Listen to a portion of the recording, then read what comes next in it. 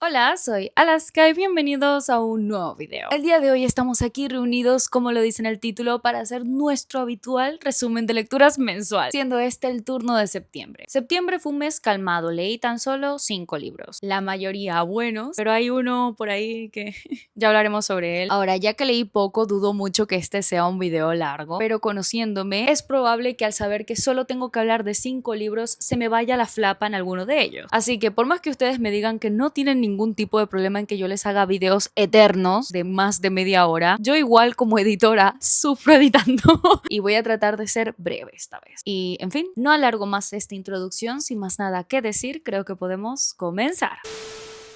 2000 años más tarde. 3 años más tarde. Perdonen los cambios de looks. La vaina es que yo grabé la introducción de este resumen de lecturas hace 2 semanas y ahí se quedó, así que perdónenme. Lo importante es que aquí estamos para seguir. Yo septiembre lo empecé, vamos, con el pie izquierdo, con La paciente silenciosa de Alex Michaelis. Un thriller psicológico que, mira, yo tenía años sin leer un thriller y aunque este libro lo leí bastante rápido, creo que en menos de 3 días ya lo había devorado. La cuestión es que a mí no me encantó. Y bueno, antes de irnos de lleno con mi opinión al completo de La paciente silenciosa, creo que es importante que sepan que en este libro vamos a seguir la historia narrada desde el punto de vista de Theo, un psicoanalista que está obsesionado con Alicia Berenson, una artista que hace 8 años en el presente en el que se narra la historia fue acusada de haber desvivido a su marido y desde entonces no dice palabra. Se la ha enjuiciado, se le ha diagnosticado y por ende fue ingresada en un psiquiátrico en lugar de ser encarcelada, y Theo está convencido que de tratarla va a lograr que ella vuelva a hablar. Así que lo que veremos a lo largo de este libro es la travesía de Theo por conseguir ser el psicoanalista de Alicia, haciendo lo que sea para conseguirlo. A mí este libro no me encantó, sobre todo por el trabajo de narración. Está narrado desde el punto de vista de Theo y él no solamente cuenta la historia en conveniencia propia, sino que manipula un poco al lector. Con el paso del tiempo he hecho las paces con los narradores testigo, pero es narradores como Theo los que hacen hervir mi sangre porque le da una perspectiva muy limitante de la historia al lector. Ningún personaje es profundizado, todos se sienten súper planos, ni siquiera la propia Alicia es profundizada, aunque tenemos acceso en primera mano a sus pensamientos, ya que los diarios de Alicia forman parte fundamental de la narración de la historia. De todas maneras, Theo encuentra la manera de que participen un montón de personajes sin darle realmente profundidad o un contexto a cada uno de ellos. Es como si la gente existiera en conveniencia de la trama o lo que Theo consideraba conveniente y me frustraba. Nunca llegamos a conocer bien del todo al esposo de Alicia, a la esposa de Theo, a los compañeros de trabajo de Theo, y yo estaba constantemente desconfiando de los personajes porque no llegaba a conocer a ninguno del todo y no sabía si eran buenas personas o no. Así que yo estaba en alerta a lo largo de toda la lectura. También puede ser por eso que la terminé tan rápido, pero no la disfruté. Incluso aunque yo hice algunas conjeturas y suposiciones de cómo podría terminar el libro, que no acerté ninguna, cosa que yo suelo disfrutar, que los libros me sorprendan, que no sean fáciles de predecir. De igual manera, no me encantó el final de este libro porque no lo sentí consecuente. Me sentí manipulada por Theo. Siento que el libro tiene propuestas muy interesantes, pero carece de buena ejecución. Buena propuesta e idea original, manera deficiente de ejecutarla. Y en fin, para salir de un paro lector, el libro es perfecto. Lo que les digo, se lee en menos de 48 horas, te engancha un montón y ese es el lado positivo, pero para mí pesa más muchas otras cosas como la narración a que el libro sea de fácil lectura. Así que le puse 2 estrellas y aunque este no sea un libro terriblemente malo, como he tenido lecturas increíbles este año, probablemente este lo veamos a final de año en el top peores lecturas, pero más que todo debido a que he leído libros muy buenos este año y La paciente silenciosa destaca por lo poco que me ha gustado. Pero sí, empezamos septiembre bastante mal, ¿eh? De igual manera, invito a todo el mundo a leer el libro. No se dejen influir únicamente por mi opinión, aparte de que si a ustedes les gustó, me parece genial. No fue un libro para mí, pero eso no quiere decir que sea una mala lectura en general. Ahora sí, de aquí en adelante la cosa se reencausa, ya que leí libros increíbles en el mes de septiembre. Algunos los veremos en el top mejores lecturas a final de año, empezando de hecho con una relectura. Volví a leer El Gran Gatsby por segunda vez para la carrera. Yo sabía que en cuarto de carrera íbamos a analizar y hablar sobre El Gran Gatsby y estuve dándole largas hasta que comenzamos las clases y la profesora nos recordó los libros que teníamos que leer y yo dije Que yo tengo un viaje. que yo tengo un viaje, que yo tengo que leer este libro, así que lo agarré y en cuestión de 3 días también lo había terminado. Y saben, me gustó muchísimo más que la primera vez que lo leí. Por allá en diciembre de 2022, si no me equivoco, le puse 3 estrellas y con esta relectura le puse 5. El libro es fantástico. La historia yo creo que se la saben, ya que es un gran clásico de la literatura, pero yo se las voy a resumir igual. En este libro seguiremos la historia de Jay Gatsby, un famoso millonario del que se supone muchas cosas. Es de esas personas que hacen fiestas increíbles en su casa una vez a la semana, a la que asisten todo el mundo sin invitación, y veremos su vida narrada desde el punto de vista de Nick, su vecino y mejor amigo, persona que se da cuenta muy pronto que Gatsby siente un profundo enamoramiento, llegando a grados de obsesión por su prima Daisy Buchanan, una mujer casada con un señor bastante millonario. Y lo que veremos a lo largo de todo el libro es la vida de Gatsby narrada desde el punto de vista de Nick. Disfruté mucho más de este libro leyéndolo por segunda vez, ya que aprecié el trabajo de narración de Nick como narrador testigo mucho más de lo que hice la primera vez. Saben que les hablé antes sobre lo limitante que puede llegar a ser un narrador en primera persona con la paciente silenciosa. Pues con Nick ocurre exactamente lo mismo, pero generando diferentes emociones, de hecho con intenciones muy diferentes, ya que este libro lo que intenta es hacer un retrato realista de lo que es el idealismo, el sueño americano, lo fantástico que es, pero también lo autodestructivo que puede llegar a ser. Como por más que te prometan sueños de oro y plata, la manera de llegar a ellos puede no ser del todo ética, e inclusive eso que se cree que es el sueño americano realmente no es más que una farsa encubierta de fantasía. Y saben, el lector es capaz de ver todo esto gracias a Nick como narrador. Él hace una crítica profunda a ese mundo corrupto al que justo ahora pertenece y del que es parte y del que está siendo testigo, como las personas con las que se junta en realidad son gente terrible, sin valores ni principios, que van destruyendo y pisoteando gente con tal de conseguir lo que ellos desean.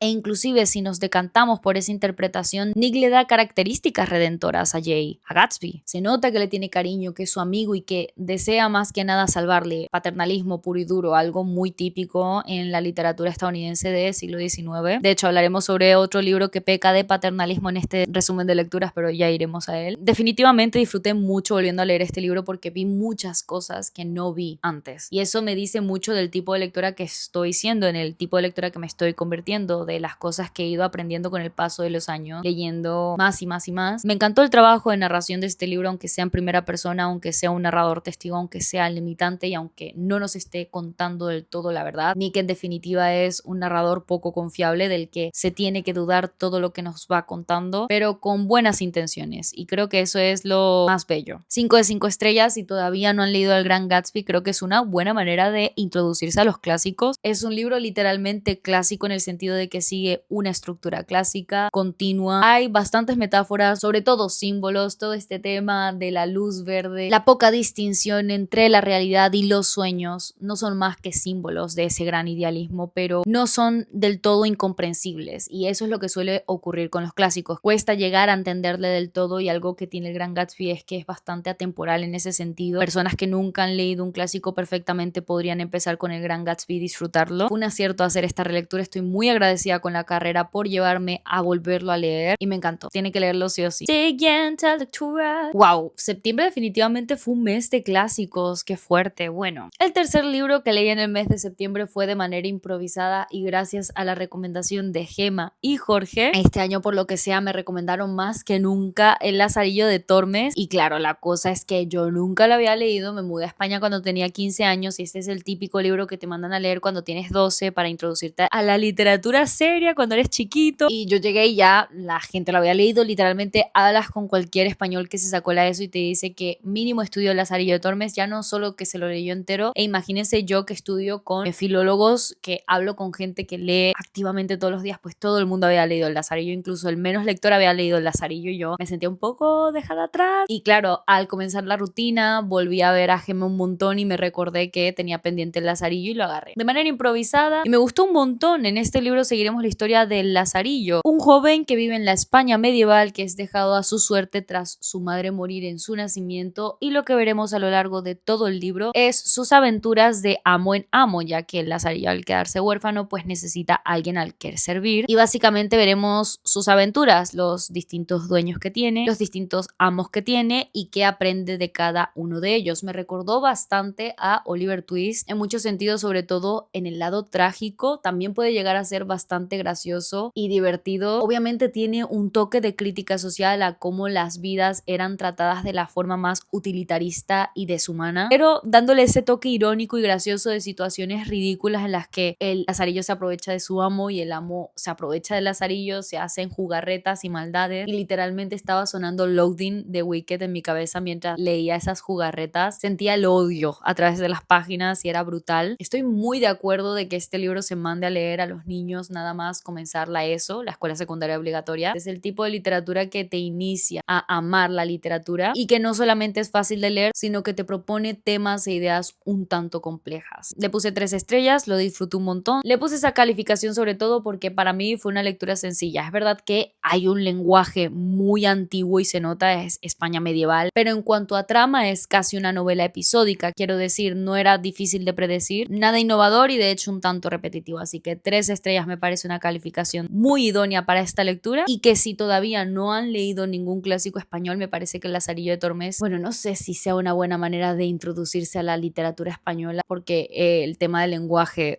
pero no sé, a mí me encanta un montón. Si todavía no lo han leído, está su señal para que vayan a leerlo o que al menos lo pongan en sus listas de pendientes. Para mí sí es un imperdible, ¿eh? 3 semanas después.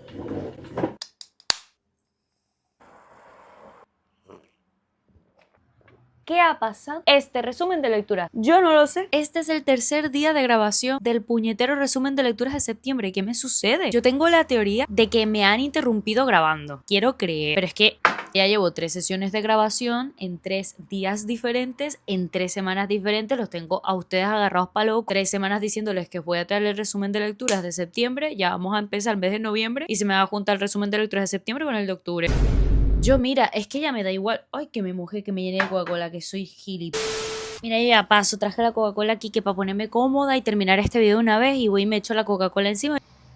Y lo peor de todo es que me quedan solamente 2 libros que comentar, siendo uno de ellos de mis mejores lecturas de este año. Si me siguen en otras redes sociales ya deben saber cuál es, porque he dado mucho la tabarra con él, pero se trata de nada más y nada menos y nada más que La larga marcha de Stephen King, mi regreso con King. Aunque saben que en verano yo volví a leer Carrie, hacía años literal que no leía algo nuevo del autor y tenía muchas ganas de volver a leer este año. Estaba en una de mis metas seguirlo leyendo, sobre todo porque tengo muchos de sus libros en mis estanterías y me alegra mucho haberme reencontrado con él con La larga marcha porque fue increíble. Pero bueno, antes de meterme de lleno con mi opinión del libro, creo que es importante que sepan, en La larga marcha Garrity es nuestro narrador. Es un chico de menos de 18 años, tendrá 17 o 16, que es llamado a participar en este concurso que no está televisado, pero que sí es bastante famoso en los Estados Unidos, en este futuro alternativo en el que 100 chicos menores de edad son llamados a participar en La larga marcha. Un concurso en el que el ganador se hace trimillonario, no se dice exactamente cuánto dinero gana de premio, pero se hace rico, vaya. Sin embargo, para ganar no se puede dejar de correr, y quienes se detengan no solamente pierden el concurso, sino también la vida. Así que como pueden ver, es una distopía. Está ambientado en un futuro alternativo en el que niños son obligados a participar en un concurso a muerte. Muy Juegos del Hambre, no sé si entienden la vibra. Lo que pasa es que esto es más antiguo. Bajo esta premisa, el libro tiene lugar en el concurso, en La larga marcha. Nosotros como lectores veremos, narrados desde el punto de vista de Garrity, cómo estos 100 niños participan en el concurso y hacen amistad y peña entre ellos, se conocen y llevan a cabo su competencia. La verdad es que es una lectura muy ansiolítica, muy extrema. La pasé fatal leyéndola, me tenía al borde de la silla y temblando. Se me aceleraba el corazón mientras lo leía, aunque a buenas a primeras puede parecer un poco estático. Quiero decir, es un libro ambientado únicamente en la carretera, encima con niños adolescentes que tienen mentalidad de adolescentes. Sobre todo, lo interesante con este libro es lo que esas circunstancias, el jugarse la vida, le hace a la mente del hombre. Obviamente temas como la vida y la muerte son fundamentales a lo largo de esta obra, pero para mí el envejecimiento, el paso del tiempo, los deseos, los sueños fueron mucho más llamativos como temática que el resto de temas. Ser capaz de empatizar con estos adolescentes en menos de 3 días es una cosa muy difícil de conseguir, y Stephen King lo logra en menos de 400 páginas. Eso sí, yo pensé que este libro lo iba a leer rápido por ese tema de que es una carrera, se ambienta en un mismo lugar y mucha gente decía que era una lectura bastante fluida. Sin embargo, para mí particularmente este libro lo tuve que leer en casi casi 2 semanas porque la pasaba muy mal mientras lo leía. Meterme de lleno en la mente de Garrity era algo que me afectaba emocionalmente, que me ponía mala, que no me dejaba pensar, y por eso me vi en la necesidad de leer este libro lento. Me gustó mucho que fuera así, aunque yo soy una lectora ansiosa que me encanta leer libros rápido. Este en concreto quería saborearlo, quería que me afectara físicamente en todas partes y lo consiguió. Es por eso que le puse 5 estrellas. A lo mejor no es el mejor libro de la vida, pero es en las circunstancias en que lo leí lo que me llevó a fascinarme y apreciarlo el doble. Han pasado muchos años desde que leo al autor, a mí la temática me dejó paralizada y empaticé con cada uno de los personajes, sobre todo con esta premisa de que en realidad nadie gana esta carrera. En esa competencia todo el mundo pierde y es increíble, yo lo recomiendo muchísimo, sobre todo si nunca han leído a Stephen King. Yo obviamente no he leído ni el 10% de su obra y me alegra haber leído este libro a estas alturas de mi recorrido con el autor, por lo tanto lo recomiendo con los ojos cerrados, incluso mucho más que Carrie para iniciarse a él, porque es mucho menos explícito, es más psicológico que cualquier otra cosa, lo que las circunstancias extremas llevan a la mente humana a pensar, pero no es tan explícito en cuanto a horror corporal o espiritual. No sé, me parece un buen primer encuentro con el autor y por supuesto también imperdible. Lo van a ver a final de año en mi top mejores lecturas de 2025, lo cual me parece muy fuerte. Un evidente 5 de 5 estrellas. Ahora sí, vamos a terminar el resumen de lecturas con una lectura que me dejó con la boca abierta, que me tenía también al borde de la silla, pero desde una perspectiva totalmente diferente a la larga marcha. Bueno, no tanto al borde de la silla, me tenía llorando por las esquinas. Estaba con el corazón abierto mientras lo leía. Lo leí gracias a la carrera, es una de mis lecturas obligatorias de mi asignatura de literatura norteamericana y lo vamos a estar comentando en 2 semanas, o sea que lo leí adelantada. Y se trata de nada más y nada menos y nada más que de Hombres y Ratones o Of Mice and Men de John Steinbeck. Este libro, chicos, le puse 4,5 estrellas, pero antes de eso creo que es importante que sepan que en De Hombres y Ratones vamos a seguir la historia de un par de amigos, George y Lenny. Ellos son una especie de dupla inseparable, ¿saben? Timón y Pumba o los amigos de Tinkerbell. Este dueto icónico de gigante tierno y pequeño astuto, pues son ellos dos. Lenny es un hombre altísimo con una fuerza bruta pero de corazón puro, mientras que George es un hombre más bajo que el promedio, muy ingenioso pero sobre todo guardián de Lenny, ya que Lenny no tiene mucha conciencia del mundo, le cuesta recordar cosas y digamos que tiene ciertas necesidades especiales. Esto lo sabe George desde el principio de los tiempos. Todo inicia con este par huyendo de su pueblo natal en búsqueda de un nuevo trabajo. Ninguno tiene estudios, está ambientado en Estados Unidos a principios del siglo XX, es decir, una alta industrialización en el norte y explotación granjera en el sur. Nuestros protagonistas viven más al sur y lo que quieren es trabajar de obreros en cualquier granja, la que sea, en la que le paguen y puedan ahorrar su dinero. Ambos protagonistas luchan tratando de ganarse la vida como obreros al borde de la indigencia, es decir, no tienen ni medio de vaina les alcanza para sobrevivir. Eso sí, siempre teniendo en mente ese futuro mejor, casi inalcanzable. Ambos con su propia granja, viviendo de los frutos que ésta le den, con sus animalitos y por supuesto juntos. Lo que sucede es que por más tranquilidad que ellos busquen en todos sus trabajos, siempre encuentran la manera de meterse en un lío casi siempre provocado por Lenny y su ingenuidad. Y así inicia la historia, ellos empezando un nuevo trabajo, leyendo un poco la habitación, viendo las dinámicas que se manejan en esta granja y George diciéndole a Lenny específicamente qué no tiene que hacer para que este trabajo sí funcione. Y lo que veremos en esta breve novela son los problemas que surgen en este nuevo trabajo. El libro es fantástico. Yo diría que de las cosas que más llamaron mi atención son las descripciones detalladas, quiero decir, tiene menos de 150 páginas y aún así se toma el tiempo de describir los ríos, el campo, de darle una imagen muy detallada y visual al lector para que se haga la idea de dónde están ocurriendo estas cosas, de lo idílico que puede ser este lugar y sin embargo también puede ser hostil. Quiero decir, son las luchas y las dificultades que pasa la clase obrera. Ese es como el halo principal de toda la historia. Teniendo en cuenta esa temática, crea bastante contraste este escenario tan bonito, naturalista, idílico, en el que se podría vivir supuestamente bien. Sin embargo, está esa gran cuestión, el sin embargo.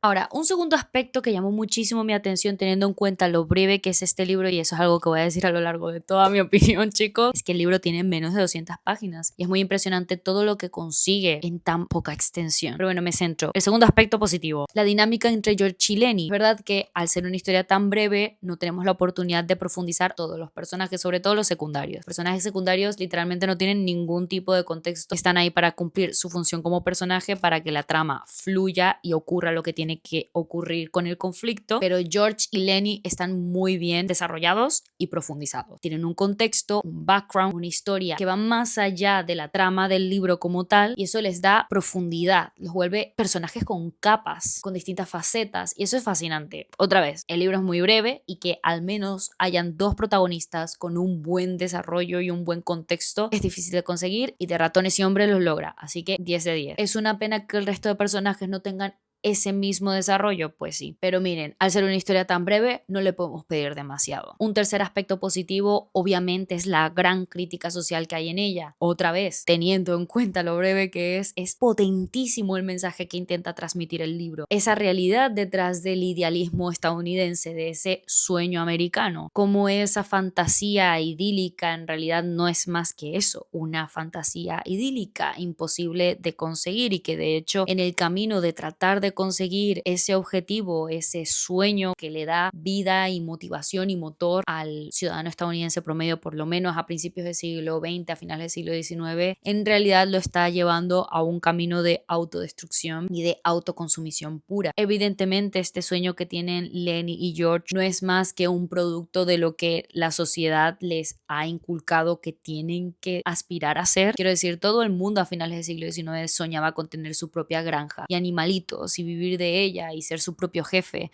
y vivir tranquilo sin no necesitar nada más. Pero es que llegar a conseguir ese sueño es de las cosas más difíciles y de hecho imposible, sobre todo para la clase obrera. Y el libro intenta que el lector sea capaz de entender esto, como ese sueño tan bonito y tierno que tienen ambos protagonistas no es más que un sueño, y que de hecho en el camino de intentar conseguir ese sueño, pues las cosas no es que se complican y se distorsionan, sino que se van al garete por completo. Y es fascinante. Eso creo que sería el punto fuerte del libro. A lo mejor, vamos a ver mis páginas.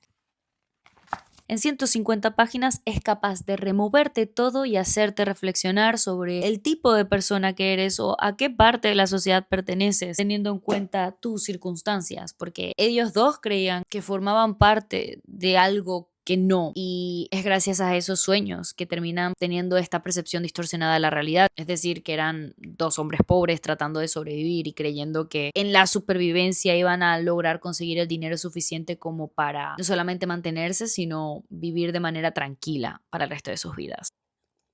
Otro aspecto positivo que no está tan detallado y que se siente un poco, no superfluo, pero sí no tan profundizado como los tres aspectos anteriores que acabo de mencionar. Los tres aspectos anteriores son como la cosa principal de la novela: las descripciones, es decir, la ambientación, los dos protagonistas y la crítica social. Luego tenemos estas figuras literarias maravillosas, esta gran metáfora detrás de los animales, por ejemplo, son potentísimos a lo largo de toda la novela y no son más que no solamente una predicción de lo que va a ocurrir a lo largo de esta, sino figuras que representan ciertas clases sociales, que representan incluso a personajes, y le pueden ir contando al lector lo que ocurrirá en la novela en 5 páginas que lleva leída si le presta suficiente atención. Es maravillosa, las figuras literarias en este libro son de 10. Y en fin, el libro es de 10, es maravilloso. Le puse 4,5 estrellas, sobre todo debido a la brevedad de este. El final se siente muy abrupto, llega de golpe y no es más que un reflejo y resultado de lo breve que es el libro. Yo siento que si le hubiesen dado unas 30, 50 páginas más, a lo mejor ese final no se siente tan abrupto, tan de golpe, literal, y no afecta tanto al lector, pero es literalmente un choque en seco. No te lo ves venir ni de cuña. Y lo peor de todo es que el libro acaba así, de golpe, y te deja en el medio de la nada, destruido, sin entender absolutamente nada. ¿Por qué la literatura es así? ¿Por qué los libros te tienen que hacer esto? Llevándote a todas las fases de pérdida posibles, a odiar la literatura, la lectura, a los escritores, a ti mismo y al universo. Es cine sencillamente increíble y solamente los grandes libros te pueden llevar a pasar todas esas fases. Es un 10 de 10, altamente recomendado, sobre todo si están en un paro lector o quieren empezar a leer clásicos. Me parece un gran acercamiento porque tiene un lenguaje muy claro. Sí, hay alguna que otra palabra típica del slang estadounidense, pero no es nada ilegible o inentendible. La verdad es que es muy amigable con el lector, sobre todo el lector que no es un ávido lector de clásicos, y para mí siento que es el libro que le va a gustar a toda la clase, incluso más que El Gran Gatsby. Es tan breve, ocurren tantas cosas, te enganchas al principio, está muy bien escrito en cuanto a descripciones y crítica social. Ya el nivel de profundidad que se le dan a los personajes es un recontra mega plus y no podría recomendarlo más. O sea, me parece un libro de 10. 10.000 años después finalmente terminé de grabar este video eterno. De verdad yo no sé qué pasó. Yo intento pensar por qué me costó tanto grabar este video y no lo entiendo. Bueno, finalmente llegó a su fin. Espero que les haya gustado muchísimo. Y si estuvieron esperando este video todo el mes, perdónenme ese y todas las que faltan, chicos, yo no sé qué pasó. Pero bueno, cuéntenme ustedes qué libros leyeron a lo largo del mes de septiembre. Me da muchísima curiosidad. Y sencillamente me queda agradecerles que se hayan quedado todo el video aquí hasta el final. Si por lo que sea yo les caigo bien y quieren verme en sus redes sociales, las tienen todas y cada una de ellas abajo en la descripción. Yo recomiendo que si todo este tema de la literatura les interesa, pues me sigan en Instagram, en Goodreads, que yo los tengo allí al día sobre cada uno de los libros que leo. Ya el resto de aplicaciones pues son cosas de mi día a día como Twitter, Threads, Pinterest, Spotify, Letterboxd, miles de decenas de redes sociales que yo no sé por qué tengo tantas. En todas hago más o menos lo mismo, así que hagan lo que quieran. Ya con que estén aquí para mí significa un mundo, lo agradezco de todo corazón. Sobre todo me quiero disculpar con la Alaska, la edición, yo soy la menos comprensiva con ella, creo que tiene todo el tiempo del mundo y al final siempre la tengo el sábado en la madrugada, el domingo toda la mañana sufriendo editando estos videos eternos, porque ustedes me dicen que hable todo lo que quiera, que dé todo el contexto histórico necesario, pero chicos, luego la Alaska que edita sufre y los videos no solamente quedan de 40 minutos, que bueno, a ustedes les hace ilusión, a mí también, ¿no? Pero no cuando estoy editando, y esa es la Alaska más trabajadora, la que edita los videos. Y en fin, no voy a hablar más, que ya me estoy quejando de largo el video, ya estoy trabajando más a la Alaska la edición. Muchísimas gracias por haberse quedado hasta el final. Nos vemos la semana que viene en la próxima. ¡Adiós! Tun, tun, tun, tun, tun, tun. Voy a cerrar la ventana, aunque yo tenga el micrófono que hace un fresquito muy chévere, por eso llevo el suéter, pero es que estoy escuchando nada más que carros y tengo los audífonos puestos, no me quiero imaginar cómo se ha de escuchar en el video. Entonces nada, ya fue.